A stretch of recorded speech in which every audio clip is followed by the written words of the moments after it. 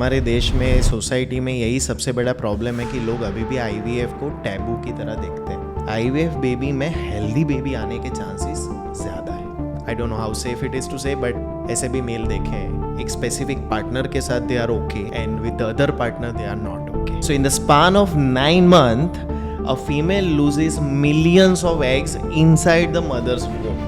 क्या है ये endometriosis? Endometriosis is considered as one of the toughest surgery in medicine.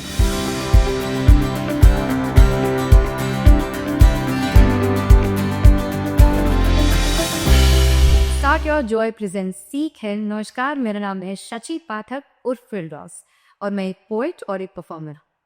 आज के इस पॉडकास्ट में हम बात करेंगे IVF, fertility, sexual health and everything I live. हमारी बदलती लाइफस्टाइल की वजह से हमारी बॉडी में भी काफ़ी चेंजेस आ रही हैं, जिसका सबसे ज़्यादा भार चुकाना पड़ रहा है हमारी फर्टिलिटी को, जिसकी वजह से बहुत सारे कपल्स आज सफ़र कर रहे हैं। इसलिए लाइफस्टाइल चेंजेस के साथ साथ हमारा ये समझना बहुत ज़रूरी है कि फर्टिलिटी क्या होती है, इसके ऑप्शंस क्या होते और इससे जुड़े हुए मिथ्स क्या होते हैं। और यही सब बताने हमारे साथ इस पॉडकास्ट में है doctor Varun H Shah, a respected fertility specialist, urogynecologist, gynecologist with 11 years of experience, including 9 years of focused fertility care. Two-time awardee as Youth Icon and Young Achiever by the Indian Society of Assisted Reproduction for the year 2023 and 2024. He is currently the director at Inception IVF Mumbai. In today's episode, Dr. Varun is going to help us understand what IVF truly is, what are the treatments, and how it should not be something as feared, but taken as an option. Whether you're starting to explore some options or have been searching for answers for a while now, this conversation is going to give you clarity and comfort.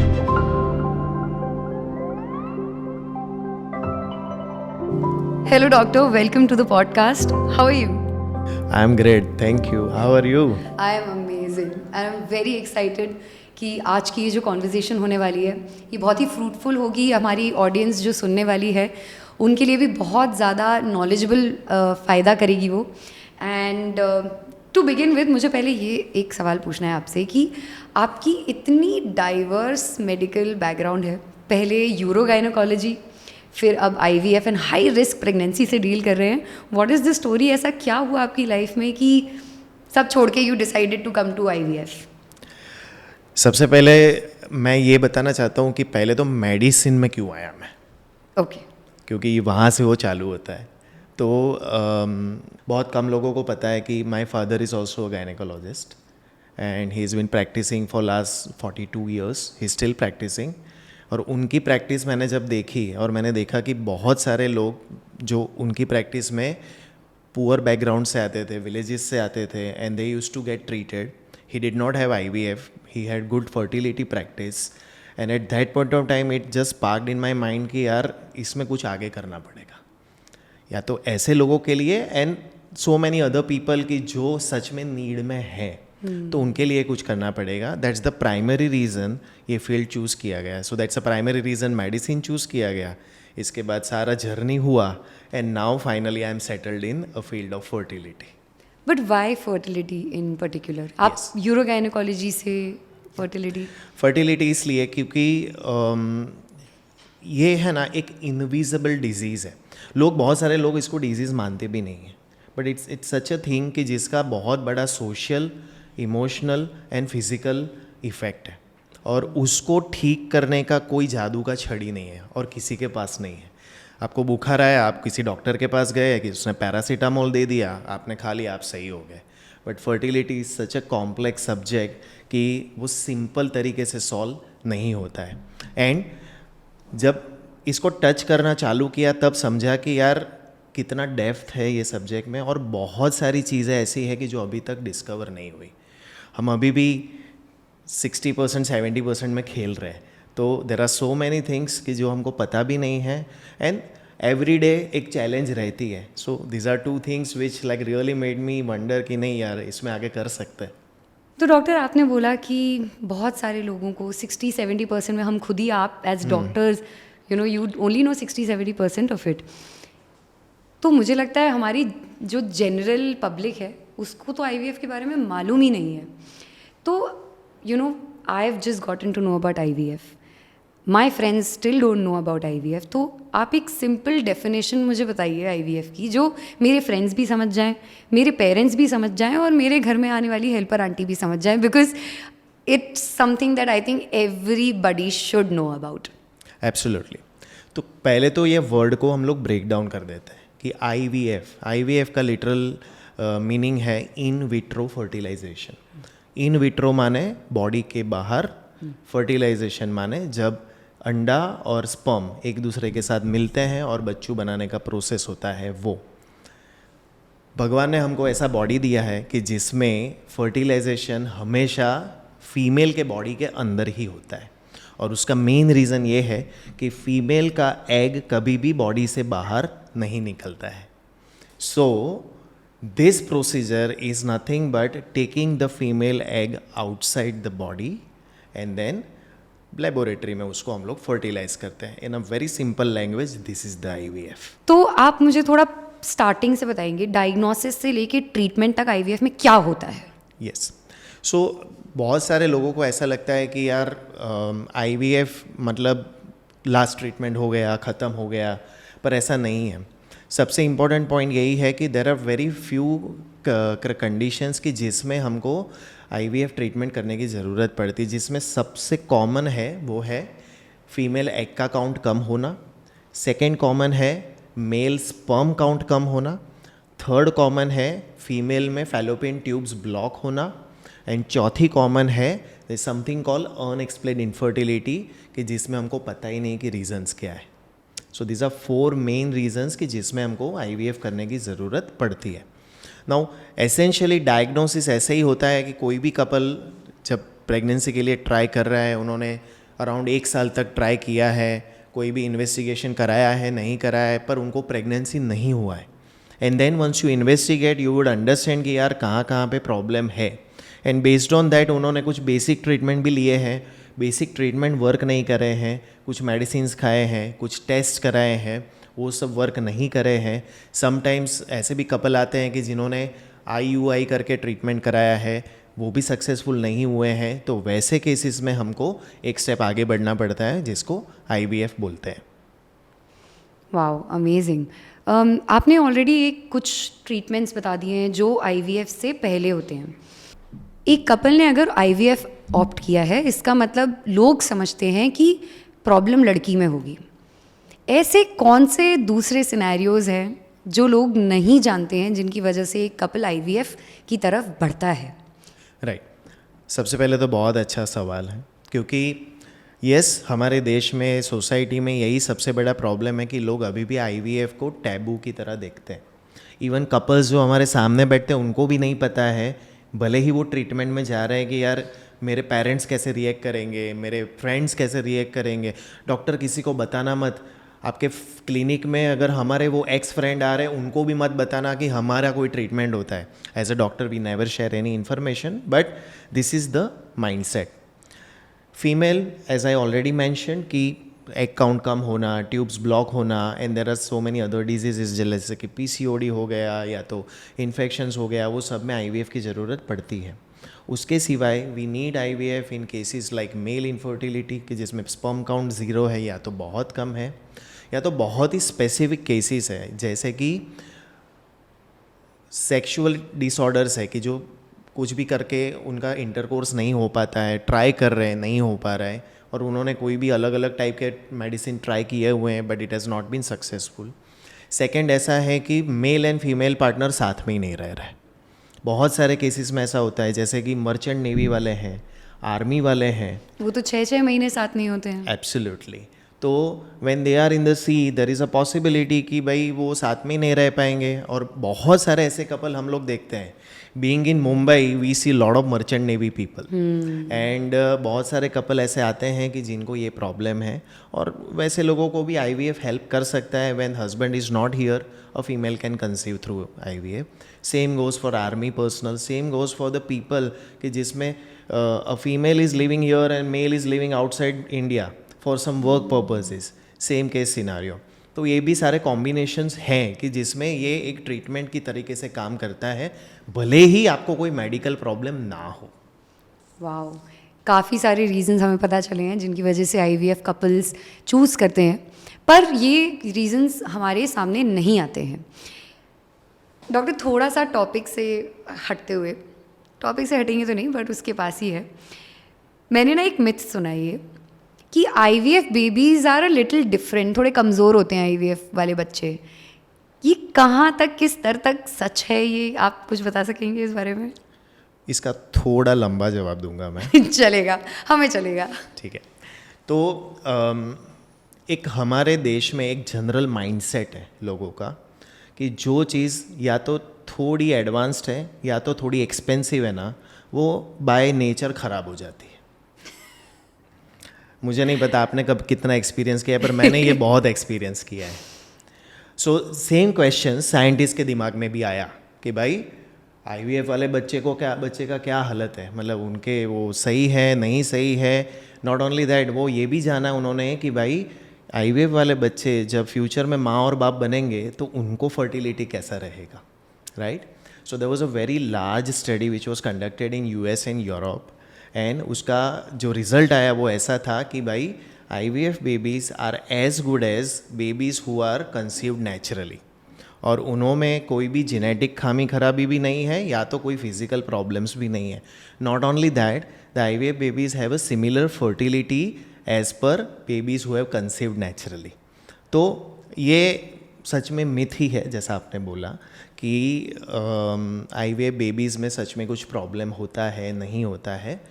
In fact मेरे experience के हिसाब से IVF baby में healthy baby आने के chances ज़्यादा है।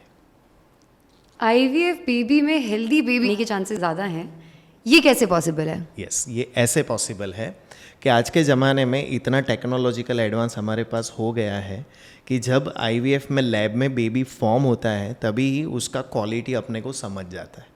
Not only that, now we have certain test कि जिससे वो बेबी का जो जेनेटिक मेकअप है वो सही है, स्ट्रॉन्ग है कि नहीं, वो भी हम लोग जान सकते हैं। मैं आपको एक एग्जांपल देता हूँ। एक कपल आया मेरे पास में। The couple had a history of thalassaemia, मतलब a female was a thalassaemia minor and a husband was also thalassaemia minor. आप थैलेसेमिया जानते हो? Sickle cell anaemia. So it's like an anaemia, पर ये ऐसी बीमारी है कि अगर वो बच्चों को हो जाए तो पूरी ज़िंदगी उसको ब्लड ट्रांसफ्यूजन ही करना पड़ेगा, एंड उसका लाइफ बहुत ख़राब रहता है। तो वैसा एक specific couple when they entered to my clinic, हमने उसको काउंसिल किया कि भाई तेरे केस में देयर इज़ अ 50% चांस कि तेरा जो भी बच्चा आएगा उसमें थैलेसीमिया आने वाला है, right. So then they ask कि भाई सर ऑप्शंस क्या है मेरे पास। सो हमने बोला कि ऑप्शन आईवीएफ में है इसका क्या, बेबीज़ फॉर्म करेंगे और जो भी बेबी फॉर्म करेंगे उसमें स्पेसिफिकली थैलेसीमिया का जीन हम लोग असेस करेंगे, और जो बेबी में थैलेसीमिया का जीन नहीं है वही वाला बेबी आपके यूट्रस में हम लोग डालेंगे। थैलेसीमिया तो जाएगा ही जाएगा, नॉट ओनली दैट, आपका जो ये पीढ़ी दर पीढ़ी जो ये चेन चल रहा है ना वो भी ब्रेक होगा, and when this baby will grow up will be completely disease free, not just the carrier, and वो दूसरे किसी को वो डिजीज़ पास ऑन नहीं करेगा। So this is wow, that is a very good story. I think IVF के इतने सारे यूजेजेस हैं जो मुझे लगता है काफ़ी लोगों को नहीं पता है, बट हमारे पॉडकास्ट के थ्रू अब पता चल जाएगा। So thank you so much doctor for that. Lot of more celebrities are going for IVF, they are having babies after their 40। ये कैसे पॉसिबल हो रहा है? क्या इतनी अच्छी सक्सेस रेट है आईवीएफ की? व्हाट इज़ द स्टोरी, और क्या एग्जैक्ट एज होती है ये समझने की, okay this is the time for IVF now? ये क्वेश्चन का आंसर है ना 2 पार्ट में डिवाइडेड है। सबसे पहला तो आपने पूछा कि ये सेलिब्रिटी लोग इतना लेट एज में कैसे कंसीव करते हैं, एंड दूसरा आपने पूछा कि सच में आईवीएफ के इतने अच्छे सक्सेस रेट्स हैं कि नहीं। तो रिवर्स से चालू करते हैं। तो एवरेज अगर हम लोग सक्सेस रेट्स की बात करेंगे तो आईवीएफ के success rates are around 60 to 70%, as I already mentioned before, and absolutely success rates are dependent on female's age. अब आप पूछोगे कि अभी वापस इसमें फीमेल कैसे आ गई, तो फीमेल ऐसे आ गई कि जो बायोलॉजी है वो ऐसी है कि एज आई मैंशन कि एग बॉडी में से बाहर निकलना पड़ता है और वो एग को हमको फर्टिलाइज करके वापस यूट्रस के अंदर डालना पड़ता है. सो ये सारे प्रोसेस में अल्टीमेटली फीमेल एग का मशीनरी ही यूज़ होता है. तो इसलिए फीमेल का एज बहुत ज़्यादा इम्पॉर्टेंट है. Now as and when the female would age post 32 and onwards, typically female egg का क्वालिटी एंड क्वांटिटी थोड़ा कम होता है and those factors also determine आपके सक्सेस रेट कैसे रहेंगे. Now coming back to the celebrities में दो तरीके के लोग हैं. जैसे शाहरुख खान की बात करें तो शाहरुख खान के पहले दो जो चिल्ड्रन है वो नेचुरली कंसीव्ड है, पर जो तीसरा बच्चा है वो सरोगसी थ्रू कंसीव्ड है. अब सरोगसी में ultimately they have done IVF only, और वो जो बेबी फॉर्म हुआ वो किसी और लेडी के गर्भ में डाला. हो सकता है कि गौरी खान ने एक सर्टेन एज में उसके एग फ्रीज कराए हो और उसमें से फिर उसके बेबी फॉर्म करे हो और वो तभी यूट्रस के अंदर डाले हो. Same probably goes for Kareena Kapoor as well. हाँ, तो Priyanka Chopra also did surrogacy, but most likely possibilities कि इन्होंने थोड़े अर्ली एज में उनके एग फ्रीज कराए होंगे. तो उससे क्या फ़र्क पड़ेगा? उससे यही फ़र्क पड़ता है कि भाई बायोलॉजिकली आपके एग सही रहते हैं. जब आप 40 की साल में कर रहे हो तो आपने अगर 34 में एग फ्रीज कराए हुए हैं तो 34 वाले एग आपको ज़्यादा अच्छी प्रेगनेंसी दे पाएंगे कंपेयर टू 40. पर इसका मतलब ये नहीं है कि 40 में भी प्रेगनेंसी नहीं रुक सकती. Approximately 20 to 25% female can conceive through their own eggs in their 40s and we have very good data for that. उस पर मेरे पास एक सवाल है. Yes. मेरी बहन ने मुझे बताया था कि 30 तक आपके जो एग्स हैं वो काफ़ी हाई क्वालिटी प्रोड्यूस होते हैं, but the moment you cross 30% chances बढ़ जाते हैं ऑफ डाउन सिंड्रोम और any other conditions, medical condition to medical conditions की प्रॉब्लम आ जाती है इन द बेबी. क्या इसका साइंस है, क्या इसकी मैथ है बिहाइंड दिस? क्या सच में लड़कियों के पास टाइम कम है? इसका जेन्युइनली आंसर हाँ में है. तो again it is due to the biology. As you know a female has a typical pattern कि एक सर्टेन एज पे उनको पीरियड चालू होता है और एक सर्टेन एज पे उनको पीरियड बंद हो जाता है. जो एवरेज एज है हमारे देश में is around 12 years to start the period and around 50 years to stop the period, जिसको मेनार्के एंड मेनोपॉज ऐसा बोलते हैं.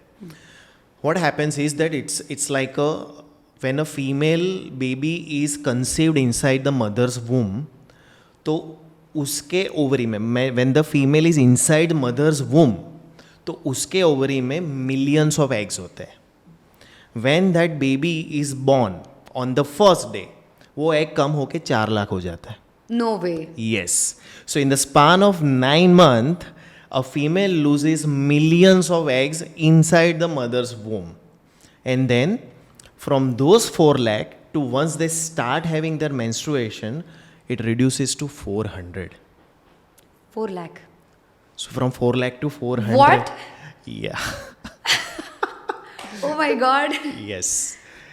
Yes. You heard me right. What? Yes. So this is why, or this is how a female biology works.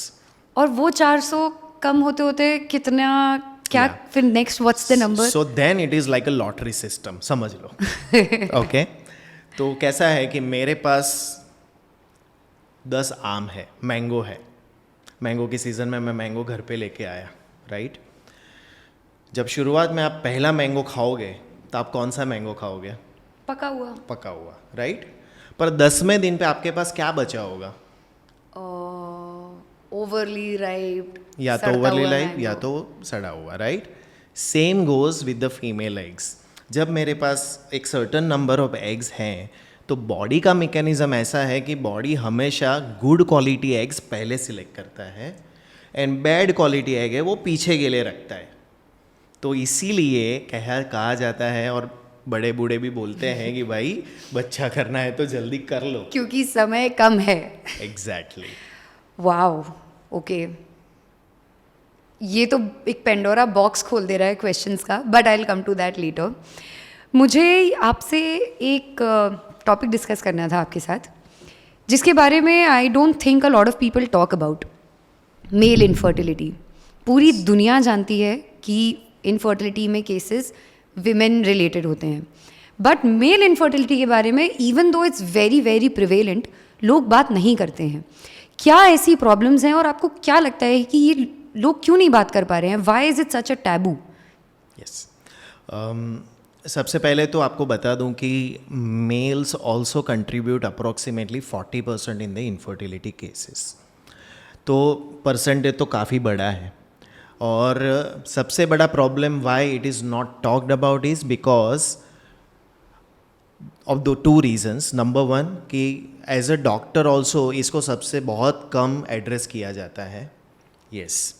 And दूसरा कि mail का mindset ऐसा है कि यार कुछ भी प्रॉब्लम है दिल just do the test and all, पर उसके बाद बहुत ट्रीटमेंट एस्पेक्ट उसमें नहीं है. और ट्रीटमेंट एस्पेक्ट उसमें नहीं है, उसके कारण वो उनको माइंडसेट में वही रहता है कि यार अपना तो कोई प्रॉब्लम नहीं है. दैट्स वाई उसको बोला भी नहीं जाता. एंड पहले भी मैंने बताया जैसे कि बायोलॉजी ऐसी है कि यार मेल का भी प्रॉब्लम होगा पर ट्रीटमेंट फीमेल पे होगी. नो वे. यस. तो क्योंकि बच्चा कैरी कौन करेगा? बच्चा कैरी फीमेल करेगी. तो we have seen so many female कि जिनका सब सही है, but still they have to go through the whole process because the male partner has a problem. But the male partner is not going through the treatment. No, all male partner doing is giving sperm. That's it. Wow. Okay. तो जब male infertility की problem आ गई है, अगर किसी एक couple है जिसमें प्रॉब्लम मेल में है, I wouldn't say problem, difficulty male में है, मेल इनफर्टिलिटी की इशू है एक कपल को, what are the next steps for them? क्या ट्रीटमेंट्स हैं? Is there anything that is, I think मैंने कुछ पढ़ा था, टेसा करके कोई एक ट्रीटमेंट होता है, टेसा types. What are the treatments for male infertility then? So सबसे पहले तो ये जानना पड़ेगा कि मेल में सच में प्रॉब्लम होते क्या है. तो प्रॉब्लम मेनली दो टाइप के प्रॉब्लम है. एक तो स्पर्म का क्वांटिटी क्वालिटी का प्रॉब्लम है, विच इज़ कि आपका सर्टन अमाउंट ऑफ नंबर्स नहीं है आपके पास, या तो सर्टन अमाउंट ऑफ मोटिलिटी नहीं है, या तो स्ट्रक्चरली आपके स्पर्म जो माइक्रोस्कोप के अंदर हम लोग देखते हैं वो सही नहीं है. एंड दूसरा जो प्रॉब्लम होता है वो बहुत सारे केसेस में इरेक्टाइल डिसफंक्शन टाइप का, कि वो स्पर्म प्रोड्यूस ही नहीं कर पाते. नाउ अगर आपके स्पर्म के क्वांटिटी कम है या तो क्वालिटी में थोड़ा प्लस माइनस है, स्टिल इजेक्यूलेटरी स्पर्म आप ले सकते हो और उससे ट्रीटमेंट हो सकता है. कभी कभी उसमें नेचुरली भी कंसीव हो सकता है, कभी कभी उसमें IUI करके ट्रीटमेंट कर सकते हो और IVF भी कर सकते हैं. But there are some male कि जिसमें कुछ भी करो स्पर्म काउंट 0 ही रहेगा. भले ही वो फिजिकली स्ट्रांग है, they are able to perform activity, they are able to perform sexual activity, कोई और इश्यूज़ नहीं है, तो भी स्पर्म काउंट 0 ही रहेगा.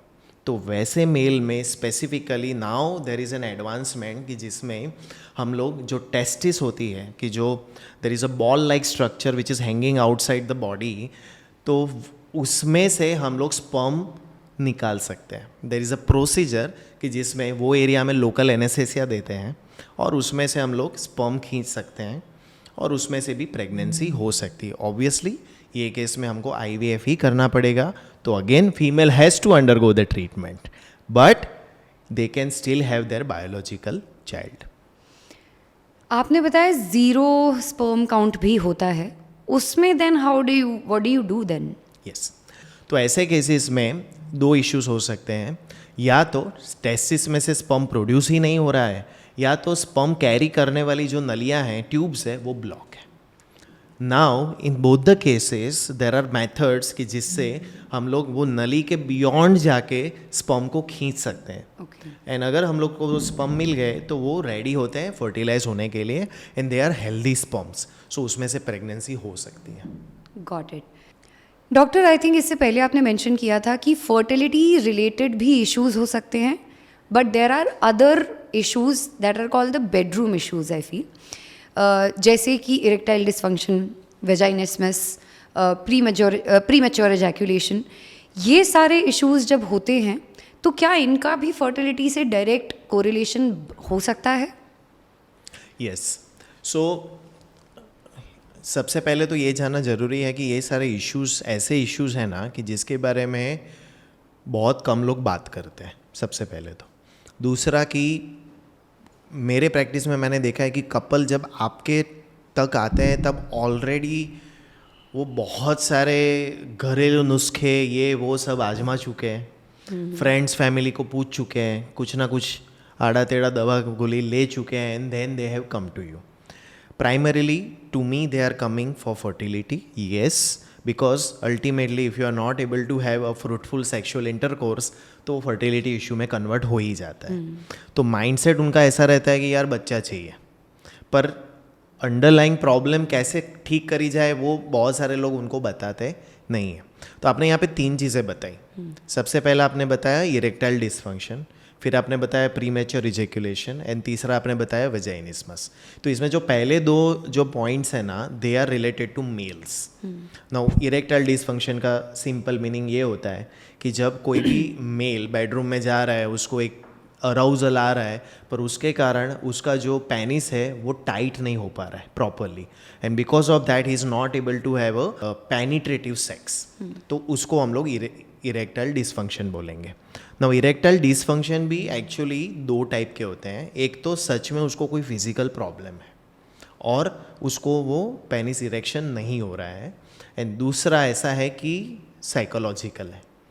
यस, सो साइकोलॉजिकल का मीनिंग ऐसा है कि यार एक स्पेसिफिक कंडीशन में उसको जब कोई स्पेसिफिक कंडीशन दी जाती है तो वो परफॉर्म नहीं कर पाता है. इसको वेरी सिंपल लैंग्वेज में हम लोग बोलते हैं परफॉर्मेंस एंग्जाइटी. आपने सुना होगा ये चीज़, राइट? तो performance anxiety is one of the most common reason of erectile dysfunction in mail.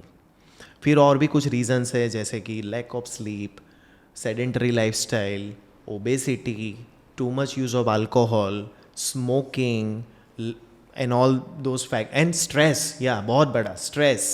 तो ये सारी चीज़ों के कारण भी इरेक्टाइल डिसफंक्शंस आ सकता है. In fact you would be surprise, ऐसे भी मेल देखे हैं कि जिसमें एक स्पेसिफिक पार्टनर के साथ they are okay and with the other partner they are not okay. I don't know how safe it is to say, but this is how it is. So this is how the psychology works, right?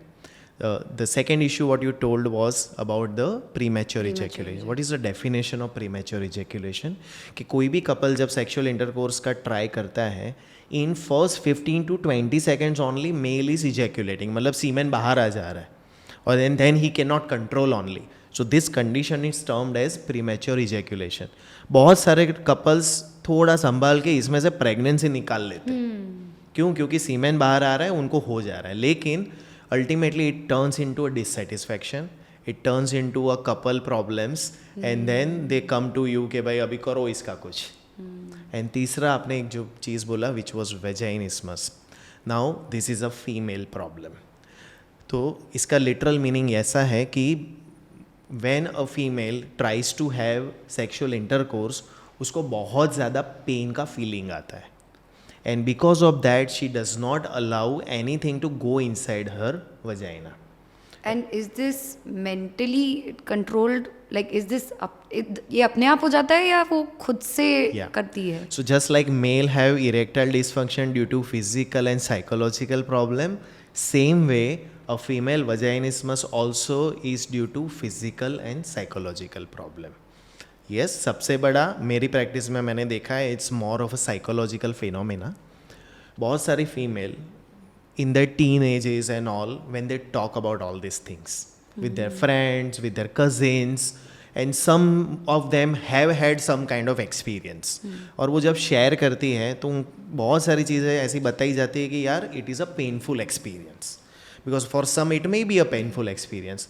वही चीज़ उनके दिमाग में घर कर जाती है. दूसरे ऐसी फीमेल्स मैंने देखी है बहुत ज़्यादा रिलीजियस है, जो ऐसा मानती हैं कि भाई sexual intercourse should be only done when you want to have baby, otherwise it is a strict no. And that is kind of a mindset they have when they are growing up. They also end up with this type of problem, right? And then comes the actual physical part कि भाई वो जब actually try करना चाह रही है, the muscles around the vagina वही बहुत स्ट्रांगली ऐसे कॉन्ट्रैक्टेड रहते हैं, and because of that they don't allow it, and when they force it becomes very painful for that, and then it serves in a cycle कि वो एक बार pen का experience दिमाग में बैठ गया, वो नेक्स्ट टाइम जब भी ट्राई करना चाहती है तो उसको वही होता है कि यार पेन होगा, I don't want to do it. In some cases we have also found out कि भाई there is something called hymen. Are you aware about that thing? Right. तो बहुत सारी फीमेल का जो वो हाइमेन क्या है वो बता देता हूँ. तो हाइमेन एक पतला चमड़ी का लेयर है in the vagina at the entrance of the vagina, कि जब आप वो इंटरकोर्स करते हो तो कभी कभी वो टूट जाता है. नाउ बहुत सारी फीमेल को वो हाइमेन बहुत जाड़ा होता है, थिक होता है, and because of that when they try to have relation वो नहीं कर पाते because it becomes very painful. Luckily we can diagnose it and we have some small surgical procedure की जिससे वो ठीक हो सकता है. In fact I would want to tell you one example, one case. I had a 39-year-old female coming to me in my OPD. Marriage को 6 साल हो गए. प्राइमरी कंप्लेन कि डॉक्टर बच्चा चाहिए, और कुछ बताया नहीं उसने. पीरियड सही है, मेल सही है, सारे इन्वेस्टिगेशन सही है. जब उनको एग्जामिनेशन टेबल पे सुलाया गया तब पता चला कि she is not allowing examination. First diagnosis दिमाग में आया कि ये वजाइनिस्मस का केस हो सकता है. Then I try to counsel her कि भाई आप इसको कैसे हम लोग आपको एग्जामिन कर सकते हैं, how do you relax yourself and on. She agreed on it and we try to examine her, and I understood कि भाई उसका हाइमेन अभी तक बहुत ज़्यादा है, and it was so painful for her that she could not have penetrative sex. Counsellor for a small surgery procedure किया, उसके बाद में उसको एक वजेनल डायलेटर करके एक आता है वो दिया. She has conceived naturally. Like 1 week back I saw her 6 weeks baby का हार्ट बीट भी प्रेजेंट है. ऐसे तो कितने क्रेजी केसेस होंगे आई एम श्योर डॉक्टर आपके पास. I think we'll all get to know about these cases as and when we go through our questions. मेरा अगला सवाल आपसे ये था कि आपने जैसे बताया कि काफ़ी ज़्यादा ये जो इश्यूज़ हैं वो फिज़िकल तो होते हैं पर साइकोलॉजिकल भी होते हैं. तो क्या कुछ केसेस में, मोस्ट ऑफ द केसेस में, infertility is also a psychological problem, not just a physical problem? It can be, because सबसे बड़ा चीज़ है कि भाई कपल के बीच में हार्मनी कैसा है, उनके बीच में स्ट्रेस लेवल्स कैसे हैं, वो सच में एक प्रॉपर वे में फिज़िकल इंटीमेसी उनके बीच में है नहीं है, क्या कॉन्वर्सेशन घर पे हो रही है, फैमिली के प्रेशर्स क्या है, वर्क के प्रेशर्स क्या है, उनका लाइफस्टाइल कैसा है, खाना कैसा है, बहुत सारी चीज़ें in cumulation can also lead to infertility. It is not just physical thing. Wow. हमारी जनरेशन की लड़कियां आजकल बहुत कंप्लेन कर रही हैं ऑफ वेरी पेनफुल पीरियड्स. मुझे भी इनफैक्ट बहुत पेनफुल पीरियड्स होते थे डॉक्टर, बट वो because I change my lifestyle वो काफ़ी कंट्रोल में आ गया. हाल ही में एक नया शब्द मैंने सुना है जिसका नाम है एंडोमेट्रियोसिस. करेक्ट. क्या है ये एंडोमेट्रियोसिस और कैसे इफेक्ट करता है ये हमारी फर्टिलिटी पे, हमारी लाइफस्टाइल पे, and what are the early signs of this issue? Correct, very good question. So endometriosis एक ऐसा प्रॉब्लम है कि जिसमें जो फीमेल में मेंस्ट्रुअल ब्लड बॉडी के बाहर जाता है उसमें से some part of it gets collected behind the uterus, on the ovary and sometime on the intestine as well. और वो टाइम आफ्टर टाइम वो जमा होता रहता है और वो एक जात का ऐसा सिचुएशन क्रिएट करता है विच क्रिएट्स अ प्रॉब्लम कि जब पीरियड आते हैं तो यूट्रस में बहुत पेन क्रिएट हो जाता है. So this whole picture is called endometriosis. Unfortunately हमारी लोकल लैंग्वेज में इसका कोई टर्मिनोलॉजी नहीं है, ना तो हमारे एंशियंट जो लिटरेचर है हमारे पास इसमें भी इसका कोई अंडरस्टैंडिंग नहीं है. इसलिए in our day to day language हमको इसका कोई नॉर्मल वर्ड भी नहीं पता है कि कैसे इसको समझाए. पर सिंपल अंडरस्टैंडिंग यही है कि भाई मेंस्ट्रुअल ब्लड अलग जगह पे जमा हो जाता है और वो अपना एक प्रॉब्लम क्रिएट करता है. पर वो फर्टिलिटी को कैसे इफेक्ट करता है? Correct, very good question. So what happens is कि ये प्रॉब्लम धीरे धीरे आगे बढ़ता है. इट्स लाइक अ कैंसर, पर वो कैंसर जैसा जानलेवा नहीं है, पर वो धीरे धीरे प्रोग्रेस कर रहा है वैसा. तो व्हाट हैपेंस इज कि जितना टाइम आपको पीरियड आएगा उतना टाइम एक माइक्रो अमाउंट में ब्लड आपके यूट्रस के पीछे और ओवरी के ऊपर जमा होता रहेगा. नाउ एक सिंपल अंडरस्टैंडिंग है कि कोई भी प्रेगनेंसी होने के लिए 2 चीज़ें बहुत ज़्यादा ज़रूरी है. नंबर 1 कि आपके यूट्रस और ओवरी का हेल्थ अच्छा होना चाहिए, एंड दूसरा कि आपके यूट्रस के आजू बाजू कोई भी जात का प्रॉब्लम नहीं चाहिए, मतलब कि उसका एनवायरनमेंट एकदम क्लियर होना चाहिए. What endometriosis typically does is that it creates an environment कि जिसमें बहुत ज़्यादा इन्फ्लामेशन हो जाता है. नाउ इन्फ्लामेशन का सिंपल मीनिंग ये है सूजन. तो उसके कारण जो एनवायरनमेंट है वो सही नहीं रह पाता, तो फिर एग प्रोड्यूस होने में प्रॉब्लम आता है, फर्टिलाइजेशन होने में प्रॉब्लम आता है, एंड मोस्ट इम्पॉर्टेंटली अगर बच्चा बन भी गया तो वो यूट्रस के अंदर चिपक नहीं पाता है, because uterus is technically not ready to take the pregnancy up. Endometriosis की प्रॉब्लम तो है अब, पर अब इसको सॉल्व कैसे करें, इसको how do I manage it? Correct. So management starts with first of all finding the problem, तो जिसको हम डायग्नोसिस बोलेंगे. तो एंडोमेट्रियोसिस के मेजर 4 सिम्टम्स हैं, वो जो सब लड़कियों को, फीमेल्स को दिमाग में रखने चाहिए.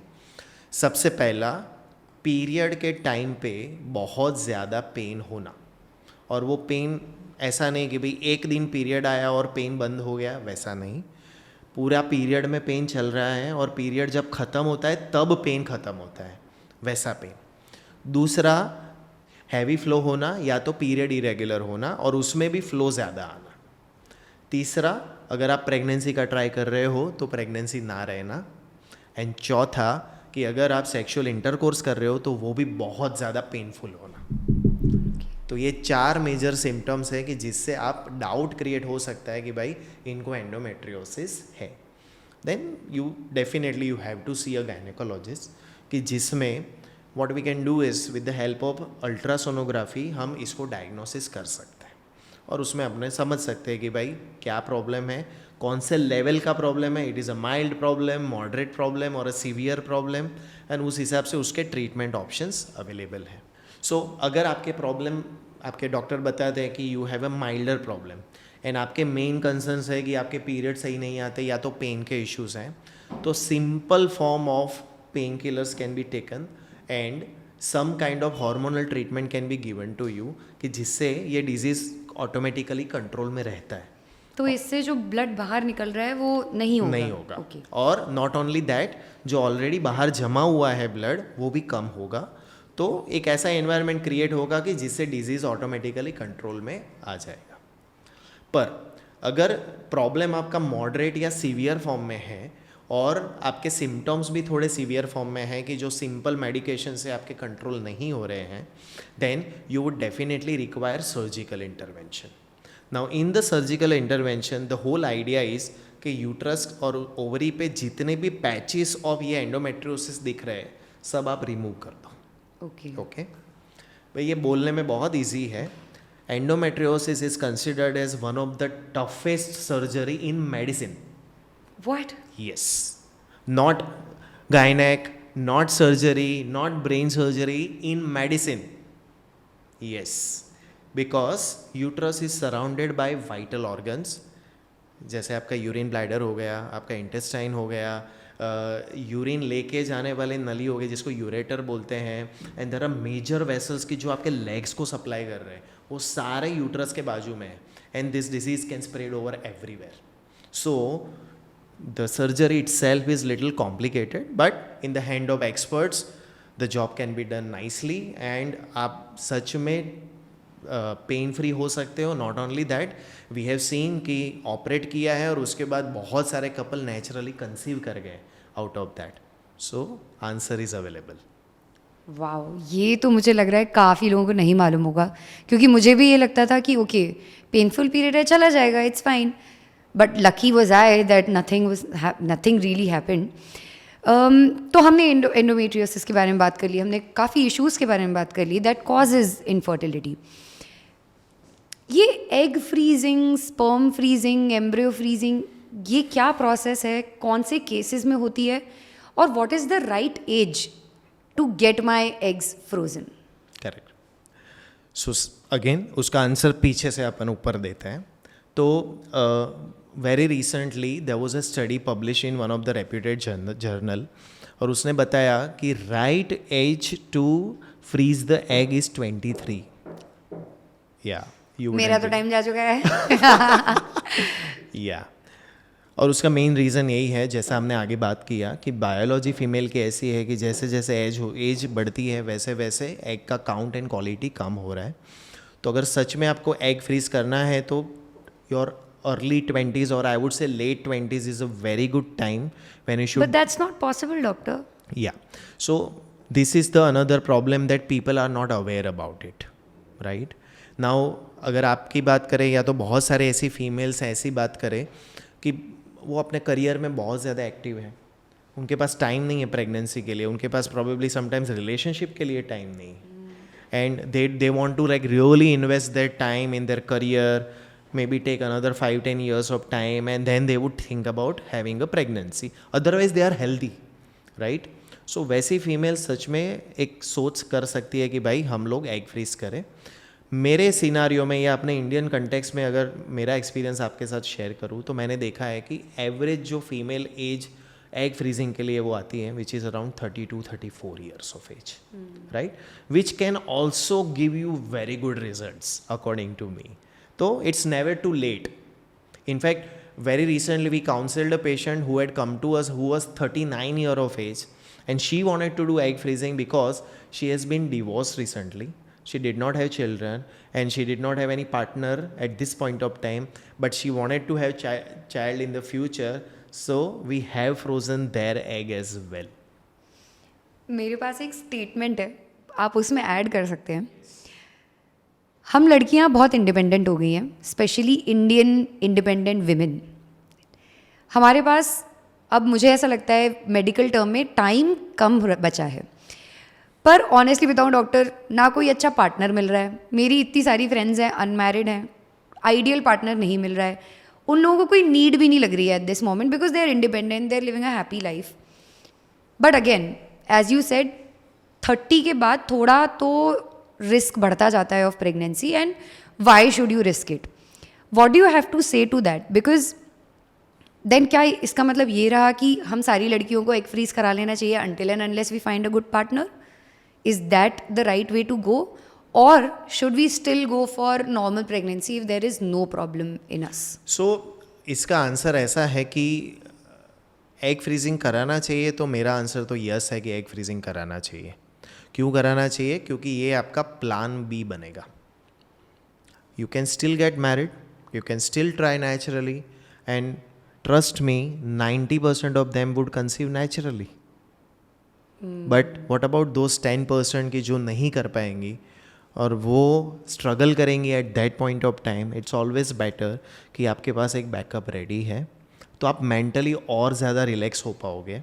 तो क्या वो एक परफेक्ट एज आप सजेस्ट करेंगे लड़कियों के लिए कि इस टाइम पे तो एग फ्रीज आपको करा लेना चाहिए? आई थिंक एक परफेक्ट एज के कंपेयर में I can give you a range which is anywhere between 28 to 34 is the age where you should definitely think about it, where we would have a better chance कि आपके egg के count और quality सही मिले अपने को, so that in future अगर हमको उनको यूज़ भी करना पड़े तो हमारे पास अच्छा एक क्वालिटी वाला एग पड़ा हुआ है. एंड दूसरा कि तब तक आपको एक मोटे तौर पे करियर पाथ आपका डिसाइड हो चुका है, plus relationship as you said कि आपको पता है कि आप क्या करने वाले हो. तो I think this is the age bracket where of the female who should think about it.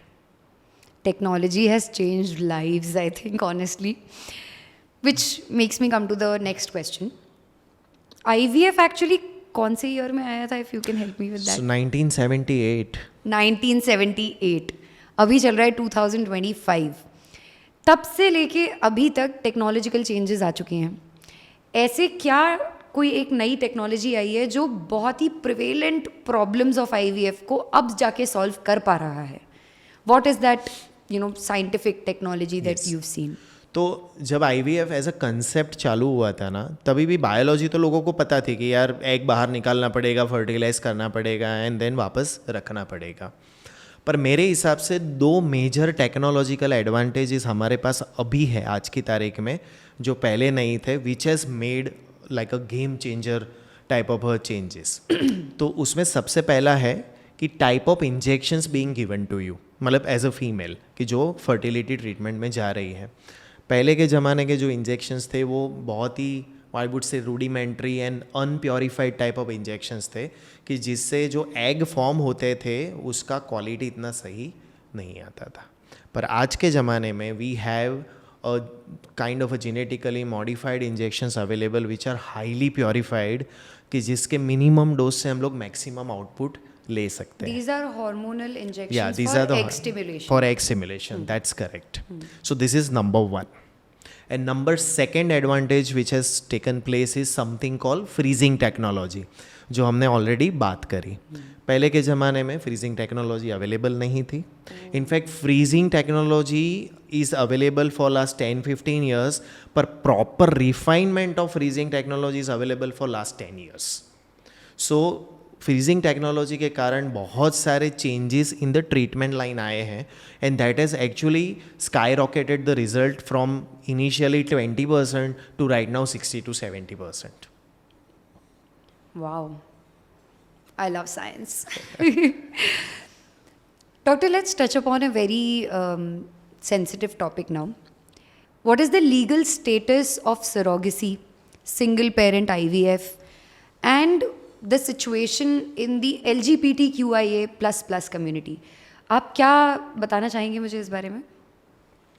So legality ऐसी है कि सबसे पहले तो there is an act now which is available which is called ART act which has come in to the action from 2021 and वो ऐसा बोलता है कि कोई भी कपल जिसको फर्टिलिटी मतलब IVF ट्रीटमेंट करना है तो age parameter is very important कि कपल में female should be between 21 to 50 year of age and male should be between 21 to 55 year of age. This is compulsory. Second thing is कि आपको अगर single parent आपको fertility treatment करानी है तो mail नहीं कर सकता पर फीमेल कर सकती है और उसमें मैरिड होना नहीं होना ज़रूरी नहीं है। या a single female can become a mother without having a male partner. But a male can't. A male cannot. Yeah. So this is, I don't know why. This is what law says, right? And the third point which you asked about the LGBTQ community. तो again LGBTQ का married status अभी अपने देश में legalise नहीं है. सो उनको एक legal what we call it legal form में लेके जाना is not possible. But in the LGBTQ community, if there is a female and she wants to become mother, she can actually become mother with as a single parent. Okay. But if there is like a person who identify himself as a male, probably it's as of now not possible. Just like in Western countries, even two male gay couple can father a child or can adopt a child. हमारे देश में अभी तक वो allowed नहीं है. All right. आपने बताया कि इंडिया में legally women have to be around 23 to 51 and male 21 to 50, 21 to 55. Right. Very off topic, but death के बाद उनके पेरेंट्स ने फिर से कंसीव किया Yes. And they are birthing a child. I think they have already birthed the child. हाँ, parents ने फिर से कैसे कंसीव किया? How did the baby come? How is it legal? Because I am sure they are older than 50. So first of all, तो it was an illegal pregnancy as per law. And अगर आपने news पढ़े होंगे तो उसमें बहुत ज़्यादा problem हुए थे, even on the doctor who had done the treatment and even on the parent as well. But because it was a sensitive topic, फिर बहुत ज़्यादा लाइमलाइट में आया नहीं कि उसके बाद क्या हुआ. पर आपको मैं बताता हूँ कि हायर एज में female can conceive. Is just that female के पास जो बायोलॉजिकली अवेलेबल एग्स नहीं होते, they can always opt for female donor eggs which is available. तो फीमेल डोनर एग्स लेके ही मोस्टली उनकी मदर ने वापस कंसीव किया होगा. बट लीगल नहीं है ना वो. But it is not legal. Yes. Wow, it is I not didn't know legal. this. So if she was above 50 years of age, it is not legal. Interesting. And एक और चीज़ मैं add इसलिए यहाँ पे करना चाहता हूँ कि ऐसा एज लिमिट क्यों किया है गवर्नमेंट ने, राइट? ऐसा एज लिमिट इसलिए किया गया है कि हमारे देश में इसका कोई लिमिट ही नहीं था. Even there has been reports की 63-64 ईयर की फीमेल भी कंसीव करी है and they have become mother at the age of being a grandmother. So but what happens is कि as and when the female crosses 45-50, the pregnancy itself becomes a very very high risk pregnancy. And what people forget to know about or forget to understand is that female mortality मतलब mother pregnancy में मरने के chances बहुत ज़्यादा है ऐसे cases में. So just to stop all this nonsense government put the capping. Doctor Varun, आपने बताया कि आफ्टर अ पॉइंट प्रेगनेंसी बहुत डिफ़िकल्ट हो जाती है, इनफैक्ट मोर्टेलिटी रेट बढ़ जाते हैं. आईवीएफ के केसेस में केस कब डिफ़िकल्ट हो जाता है और कब इजी होता है? बिकॉज मैंने बहुत सुना है कि अरे एक साइकिल में इजीली कंसीव हो गया, बच्चा पैदा हो गया, बट आईवीएफ केसेस कब डिफ़िकल्ट हो जाते हैं उसके बारे में बताइए. यस, तो डिफ़िकल्ट केसेस ऑफ आईवीएफ सबसे ज़्यादा डिपेंड करते हैं कि फीमेल और मेल पार्टनर कैसे एग और स्पर्म आपको दे रहे हैं और उसका काउंट एंड क्वालिटी क्या है.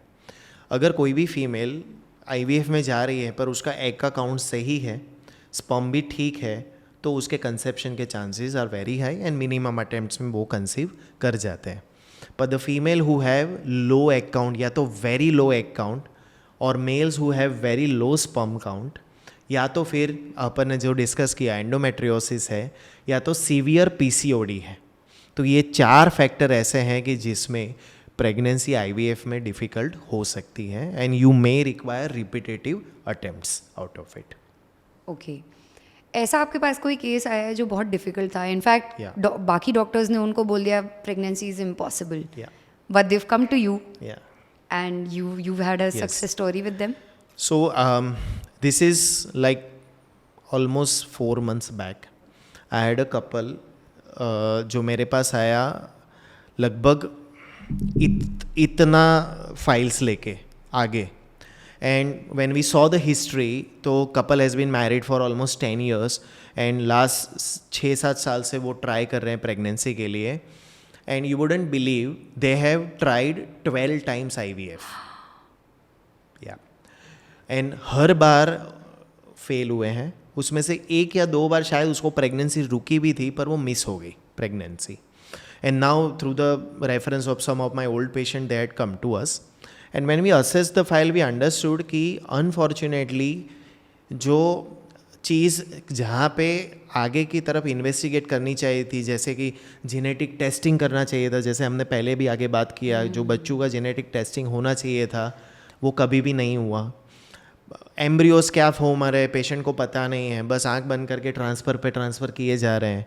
तो वैसे केसेस में what we actually did was कि पहले तो फीमेल को थॉरली इन्वेस्टिगेट किया एंड देन वी अंडरस्टूड कि शी हैड अ ठीक ठाक egg count and everything. In fact interesting point ये कि इसमें ये भी था कि उसने डोनर एग्स डोनर स्पर्म भी ट्राई किया था तो भी उसको प्रेगनेंसी नहीं हुई थी. अब ऐसी प्रेगनेंसी जब नहीं होती, जब आपने डोनर भी ट्राई किया है, जब आपने सारे कॉम्बिनेशन ट्राई किए हैं, तो majority of time 2 he problem होते हैं. एक प्रॉब्लम ऐसा है कि कुछ भी करके जो बेबीज़ फॉर्म हो रहे हैं वो सही तरीके से फॉर्म नहीं हो रहे, और दूसरा कि फीमेल की बॉडी में एक जात का प्रेगनेंसी की अगेंस्ट में ही रिजेक्शन चालू है. मतलब कोई भी प्रेगनेंसी उसकी बॉडी में जाएगी तो वो रिजेक्ट हो जाएगी वैसा. So what we did in this case was कि हमने फीमेल के ही एग्स लिए, उनके ही हस्बैंड के स्पर्म लिए, उसमें से बेबीज़ फॉर्म किए. I think we got around 5 babies और उसको हमने जेनेटिक टेस्टिंग में डाला जिसमें से हमको 2 ही बेबी नॉर्मल मिले जो हमने रख लिए उनके लिए. Then we investigated for that rejection part.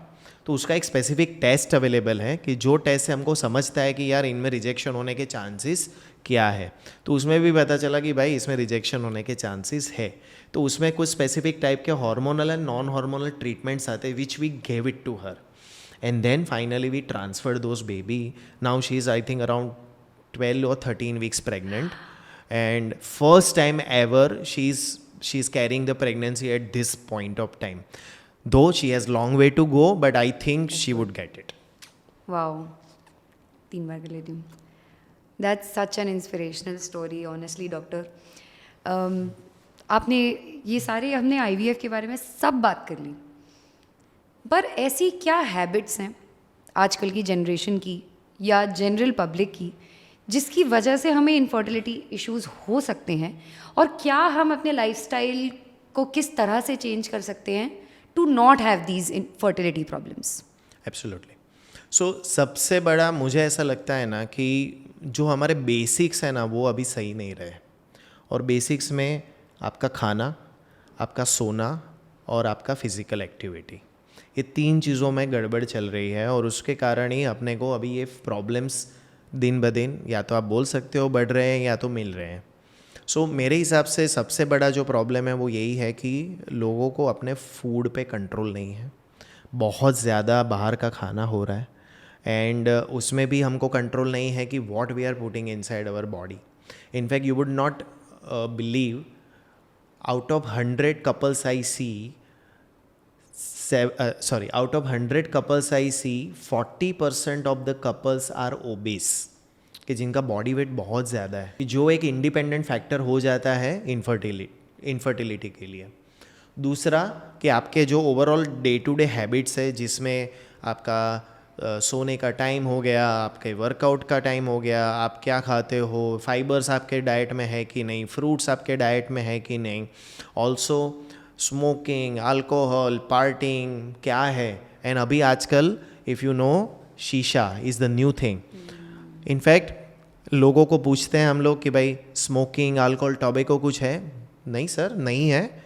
भाई शीशा ले रहे हो? हाँ सर शीशा ले रहे हैं। मतलब दे आर नॉट कंसिडरिंग शीशा as smoking, but it is as bad, or I would say that it is even worse than smoking a cigarette. So ये सारी चीज़ें जो लाइफस्टाइल में अभी घुसी हुई हैं, maybe through influence of friends, social media या whatever you call it, is actually making things worse. Answer तो बहुत सिंपल है कि भाई ये सब चीज़ों में से बाहर निकलो और आपका लाइफस्टाइल ठीक करो, पर लोगों को यही सिंपल चीज़ें ही करना सबसे ज़्यादा डिफ़िकल्ट हो जाता है। That is so true doctor, honestly. हमने अब आई थिंक काफ़ी सारे इम्पॉर्टेंट टॉपिक्स कवर कर लिए हैं, and I think it was a very very fruitful conversation. मुझे तो बहुत कुछ समझ में आ गया आईवीएफ के बारे में, उससे रिलेटेड मिथ्स के बारे में, उससे related precautions, diagnosis, treatments, everything. Anything about IVF that you would like to add to this conversation and give it a final closing? I would just tell कि अगर आप इनफर्टिलिटी से जूझ रहे हो, आपके डॉक्टर्स ने डायग्नोसिस किए हैं कि कुछ प्रॉब्लम्स है, तो ट्रीटमेंट कराने से डरो मत, क्योंकि सबसे बड़ा प्रॉब्लम यही है कि बहुत सारे कपल आते हैं और वो डरते हैं कि यार क्या होगा क्या नहीं होगा, हमको पेन होगा, हमको इंजेक्शन लेने पड़ेंगे, XYZ। You can talk very freely with your doctors and your doctor can really council you well, पर आप डरो मत। अगर आप नहीं डरे और आपने फर्स्ट स्टेप अच्छे से ले लिया, trust me, we have seen miracles happening. Beautiful. I think आपने ऑलरेडी मुझे 4-5 मिरेकल्स अपनी ही स्टोरी से सुना दिए हैं, and this conversation is definitely going to give a lot of inspiration to people who are suffering, people who have been through this process, और जो भी लोग जो सोच रहे हैं आईवीएफ के बारे में, उनको भी इंस्पिरेशन मिलेगी, उनको स्ट्रेंथ मिलेगी। सो thank you so much doctor for this conversation, and I hope the audience also enjoys this, notes down some points for their health, their lifestyle, and here's to a very happy, healthy parenthood and lifestyle to everybody. Thank you so much, doctor. Thank you so much. Thank you so much.